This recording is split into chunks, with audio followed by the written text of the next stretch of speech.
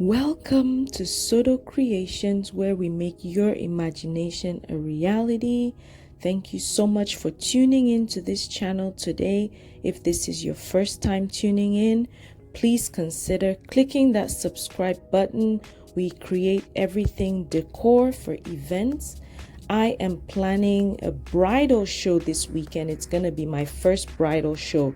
I had to come up with a design for my booth, and this is what I'm showing you today. I'm starting out with the sheer voile fabric in white. This is going to be my base, and I'm using my pipe and drape kit for this backdrop setting. So what I'm doing here is just putting a couple of panels of my fabric and just spreading it out so everything looks nice and even, and tucking the bottom in so I have a smooth design towards the back. Now this fabric is very light and airy and just creates that flowy look. The good thing about it is even if I don't iron the fabric, it still looks good. I'm using some valance hangers that I just showed you in order to create a double layer. Some of these valance hangers you can buy that hold two more poles in addition to your base pole, but this one is if you want to do a double backdrop. I'm working with this heavy gold premium sequin fabric that is very gorgeous. Sorry, not gold, this is a champagne color. Very beautiful color, nice shimmer to it. And I'm using a few panels here because I want to make a simple design. This is not complicated at all because my main thing is I need something for the back of my circular floral arrangement. This fabric I bought in a roll. I cut it and sewed the area that I insert in the kit, in that pipe and drape kit. So I had to cut out all the fabric, sew the ends so that I would be able to fit it on the drape. I'm adding a couple more panels here just to make it nice and full, doing the same thing, trying to cover the sides of my pipe so it does my metal stand so it doesn't show. And also I decide to measure the center of my design. I already know it's a little under 8 foot wide total, so I put about, I think it's 7.5 foot wide, so I do half of that to know my middle. So when I do the swoop on both sides, you're not seeing two separate kits. Now I sew my panels very long. They're 15 feet tall because I want it in such a way that if I have an event that I'm required to make a very tall design that's up to 14 feet tall, then I can still use the fabric I have without having to purchase the same color of fabric. That's why you see my drapes that tall. All I have to do is tuck it in pretty well. I'm working on my swoop right now and just gathering the fabric to the left side of the drape. Each fabric, you just pretty much tuck them in and make it nice and smooth, and you're able to create that design. I'm using pipe cleaners here to tie it on. Now people have different things they use, thread, whatever it might be, but I'm using this pipe cleaner to hold it on. Sometimes I use 260 cube balloons and that works really well as well. It stays in place. So I'm using two of them, one to hold the fabric and the other one to tie it onto the pole. I'm making sure I tie it in such a way that it actually covers the pole that I'm using. I'm going to do the same thing on the other side, but you have to be careful when you're doing this to make sure that the level at which you tie it is even on both sides so the design looks nice and symmetrical. I was lucky enough that my pipe on the back has some holes that pretty much I'm tying it on that hole, so it was easy for me to gauge at what point I needed to tie the fabric. This fabric is pretty heavy and it's thick, and you have to really make sure you gather everything well so that the design shows. Some fabrics are easier to work with and just flow, where you don't have to really do much and you just get the shape, but this one is very thick and heavy, but it turns out well. I'm just fluffing everything up, rolling it up and gathering that bottom part so it looks more presentable. And as you can see, very simple look. I don't even use ties in the back. Now I bought this metal circular backdrop kit. You've seen me with a gold one in the past that I used for balloons, and I'll have the video that I unboxed that one for you. It's more detailed on the unboxing, but I decided to buy this white one for wedding purposes. Second of all, because my booth is only 8 feet by 8 feet in dimension, I had to find something smaller so my design would still fit in the booth. If I used my 7-foot metal stand, it would be harder to get all my flowers on each side without it being compressed. So I just thought with the 6-foot backdrop, I have a foot on each side, and that works way better for me in how people come through to look at my booth. So I'm here assembling the kit, putting it all together. It's very easy, just snaps on. The hardest part is the very last piece when you're connecting, because you have to make sure you're pushing the backdrop against something. Right here you see I have to push it against that cardboard box in order to create less tension, and it snaps right on. And I'm putting the legs on. I had a little bit of an issue with one of the legs because the screw wouldn't go through all the way, but I just used that for now, and my husband was able to fix that later on. Now I'm using some pool noodles to put my floral arrangement on. I just cut a slit right in the middle through to the hole that's in the middle of the pool noodle in order to just fit it on the metal stand. The metal stand is as pretty much the size, the width of that pool noodle, so the pool noodle fits nice and snug. I wish I could show you that, but I'm a one person recording and doing the video, so but believe me, it fits right around and it connects well in the back. I'm using some floral wire to attach it, and I'm also using some zip ties. I don't have that many zip ties, so I end up with my last one, the one on the right at the bottom. I use floral wire to hold it on, but if you had quite a few zip ties, it would be good to just put maybe 4 on each side, and that would hold everything even better, and you don't have to worry about it slipping around or anything. So that's what I'm doing right here, using the floral wire to somewhat tighten that pool noodle onto the metal stand.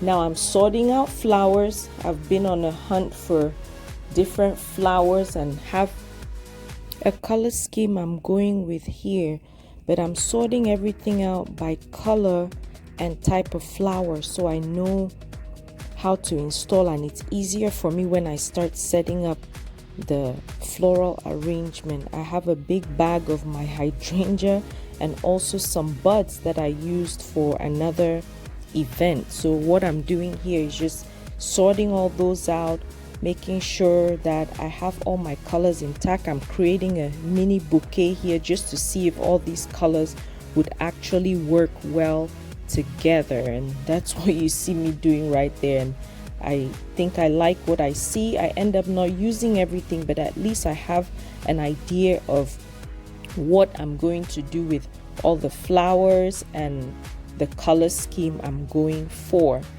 Now I have a ton of hydrangea. Love using hydrangea in my floral arrangements.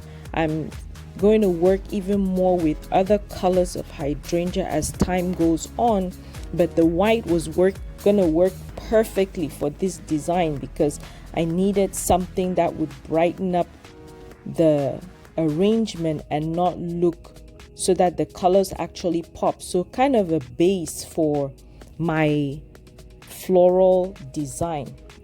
This is everything I have for flowers. I have some pampas grass that I bought, different types right there, some hydrangea, and I'm going with this red, rustic, orange color scheme. I end up not using those red flowers at the top because that was just too much red, but I just like the orange, the cream, and a little touch of greenery. I end up not using those orange bright leaves either, but that is what we're going to use today to make this arrangement. I am starting with a base design, kind of a frame for my floral arrangement. Using the pampas grass to do this, I just arrange them in such a way that they're fluffing upwards towards the middle and just curve around. So they're all gonna go from the bottom pointing upwards and just fluff around the circle. Now, pampas grass comes in all kinds of shapes, sizes, fullness. They're kind of expensive. If anybody knows a good place to get them cheaper, please comment down below and let me know. I'm still on a hunt for them. In one of my videos, I mentioned how I found a really good deal on Facebook Marketplace and I got them real cheap. I'm not using those for this design because those are very thick and big, and I wanted something lighter and fluffier, feathery looking for this backdrop, being a wedding design. Just something nice and fluffy. Another thing with the pampas grass is the further you go to the fullness of the pampas grass, the thinner the stem gets, and so you have to cut and remove layers that cover the stem, and it just makes it thin. You have to be careful not to cut too far down, otherwise you end up losing all of them and they shed quite a bit. One tip someone told me with all the shedding is that you use hairspray to hold it in place, and also if you want them to be fluffier, you make sure you put them out in the sun and it fluffs it up.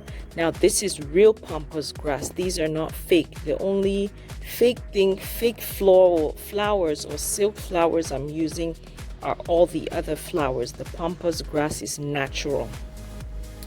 I'm working my way on both sides, trying to make sure that my design is even on both sides. So I'm doing one side, going back to the other, and just evening everything out to create a good look, pleasant to the eye. Of course, you'll see later on in the video I'll add some more of the pampas grass, but right now I'm just making sure I create somewhat of a base, a canvas, a spread of how far my floral arrangement is going to go. I'm putting on the hydrangea. Two things the hydrangea does for me is it fills in my design, brightens up being white, but mainly also covers that pool noodle. You'll see the pool noodle is pretty bright, so I make sure I fill it up and cover it up. When I get to the venue, I even put some of the hydrangea on the very back of the pampas grass, just so that if someone stands and looks at it, you don't see that bright pink popping through. So I'm filling everything up with the hydrangea on both sides, making it nice and even. And next we're going to use some pale yellow to cream peonies that are also fillers. Now I start always with my bigger flowers and put my smaller ones after, because the smaller ones are usually an accent piece that give it a pop. So I always make sure I put the big flowers to fill up the space of the bouquet or my floral arrangements, and then add in my other flowers that are smaller. Doing the same thing, just sorting out the flowers, making sure they're even on both sides. And I had a lot of cutting to do of stems and everything to make sure they're full. Now I'm putting in some buds that have a pale green yellow leaf on them, and that just gives some texture to the floral arrangement. We're going for this boho theme that's so popular now. I had to think really of what I wanted to do with my booth. This is a first opportunity, hopefully not a last, and so I wanted to really make my design stand out and make it look very pretty and attractive. And one thing I thought about while I was there was I wanted a design that people won't forget, that they'll see it, and when they think about attending the bridal show or how they attended the bridal show, they'll remember this design, and I hope I left that impression. Next, I have this foliage that's a perfect color I was looking for this design. You'll see when I pull out my runner, this is burnt orange, a rust color. Just gives it that pop, light color, kind of fall theme as well, but you can use this for really any wedding because it just has that elegance with the white and of course the champagne drapes in the back. It just creates that nice look. But I decided to pick this boho theme because it's popular and just put my own twist to it with the backdrop. Now another thing people do is you can add some drapes to your circle, that metal white circle, or you can make it in such a way that you have the flowers only on one side or a lot of it covering one side of the circle, and then a very little cluster of flowers at the top on the other side. So you just make this your own. I just thought having the same amount of flowers on each side is the way I wanted to go, and that's what I did. Now I have this rust looking roses that I put that add a nice pop touch of color, blend all my colors together and just make it look like a beautiful backdrop, because you stand and you can just see those roses come through. I haven't worked with roses this dark before, but when I found them I knew they were the exact thing I needed for this backdrop, and I'm putting it all in and making sure that everything is nice and even. This was my first time even attending a bridal show. I had never been to one before, even for myself or with friends, but it was so much fun and I was so happy with the design I created and how I set up my booth, because with something like this you have so much in mind in terms of the design. There's so much you can do.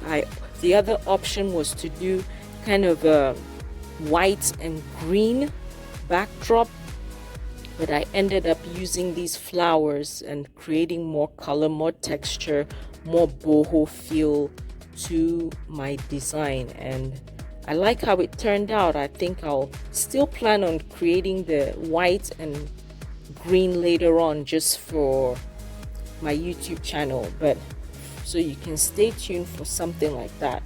But I'm here filling up again, trying to create more fluff, more volume, more filling with the pampas grass on each side. I thought about even adding more of the pampas grass when I get to the show, but I ended up not doing it. I just liked how it was and I didn't want to overdo it to where my flowers look like they're not full enough, because one thing is if you end up adding too much of the pampas grass, it takes away from the center arrangement of all those, the row of hydrangeas and all the other flowers. So I ended up leaving it open so you can still see and have an even look when you look at the whole design. I don't know, that's how my brain works. But I I'm not quite done. You could end it here where you have nice colors and everything looks good. It's optional to you, but I wanted more pop, so eventually you'll see what I did. So here I have this beautiful rust table runner that is the inspiration for this backdrop. Really, something that simple created something this complex, but I put that on there just so I can see how that particular thing that I ordered on Amazon ties in with the whole thing I created. And you can see, as much as it looks different than all the colors I've used, it all blends in and stands well together. Now I also decide to add, like I said, you can leave the design as is, but I decide to add this orange peony that I bought. It comes in a bouquet and with cream, peony and orange, and I decide to use only the orange ones because my backdrop looks pretty full already. So I decide to just add the orange and not the cream peonies, and I like that pop of color. It makes it look even nicer and ties in well with the colors. So I'm making sure I add the buds as well, because I'll link these flowers down below. I get them on Amazon and they come in different colors, but it's not just the big peony, they also have buds of the peony, so it looks like you have that transition of different stages of the flower growth, which has more of a natural look. So when I'm putting the orange, I'm also putting the orange buds on there to make it nice and full. Like I said, I had to prep all my flowers so that I cut the stems to meet the needs I have, the length I need for the flowers. And with these, the stems are a lot longer, cut a lot longer, because I have to make it stand above the peonies, or right at the level of the hydrangea. So that's what I'm doing here. Adding to the other side, I use 2 bags of each of the on each side of the flower. So the right side has 2, which I'm using only the orange, and the left side has 2 bouquets that I get, and I'm filling everything up, fluffing everything up. Now I'm just looking at my design to see where I need to add more, but I'm about done right here with the floral arrangement. The plan is to just carry this as is and just put it there. I'm not going to take it apart. I'm seeing how long of a table I'm going to get. They're going to give me a 6-foot table, so I was just measuring the table I have here to see how I'm going to arrange my design. This is not exactly how it's going to look, but I'm just making a base to just give myself an idea of what I would possibly want my table to look like. That way I'm prepared when I'm packing everything up and taking it. I added some pillars here. I know I won't have room to put floral arrangements on the pillars, but I just put them on there so it just gives more design. I have these clear gold rim beaded chargers that I'm gonna use. I have this orange napkins that I'm trying to fold and make it. I end up doing 4 styles of folding, so make sure you subscribe down below so you can get a notification, and also click the notification bell so you'll be notified when I post the video of the final design at the bridal show. So I'm going to show you how we set up the booth at the bridal show, because there I end up with 4 styles of how you can decorate your plate, and that's my rose right there. But I make 4 styles of folding napkins and how you can arrange all your place settings at the venue. I bought these beautiful plastic cutlery, you can't tell, they're not real, they're just beautiful and gorgeous. And I have the plates as well. I set everything up. This is just an idea of how I want things to look. I also made some menu cards that I'm going to insert in that pocket there, and made 2 designs and had them printed, and you'll see all that in the next video coming up next week. But this is what I have for this. It will have a menu card at the back. Thank you so much for watching. Don't forget to click that subscribe button and share the video. This is the final look with the centerpiece and some glasses. I'll add some candles. Thank you so much.